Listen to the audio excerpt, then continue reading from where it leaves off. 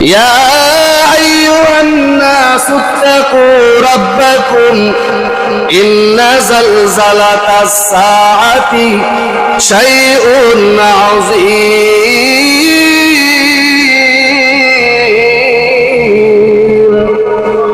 আল্লাহ রাব্বুল আলামিন সূরা হজের মধ্যে জানিয়ে দিলেন, ইয়া আইয়ুহান নাসু ইত্তাকু রাব্বাকুম, হে লোক সকল, তোমরা আল্লাহ রাব্বুল আলামিনকে ভয় করো।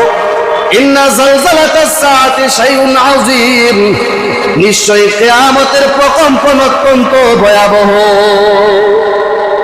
কিয়ামতের যে প্রকম্পন হবে, কম্পন হবে, যে জালজালা শুরু হবে জমিনের মধ্যে, এটা অত্যন্ত ভয়ানক।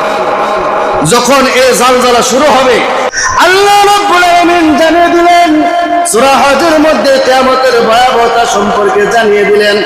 যখন আসমান জমিনের মধ্যে কিয়ামতের প্রকম্পন শুরু হয়ে যাবে, এমন জালজালা শুরু হয়ে যাবে, এমন কম্পন জমিনের মধ্যে শুরু হয়ে যাবে যে প্রত্যেক দুগ্ধ পানকারিনী মহিলা যে তার বাচ্চাকে দুধ পান করায়, সে তার বাচ্চাকে দুধ পান করানোর কথা ভুলে যাবে, এবং প্রত্যেক গর্ভধারিণী নারী তার গর্ভপাত করে ফেলবে।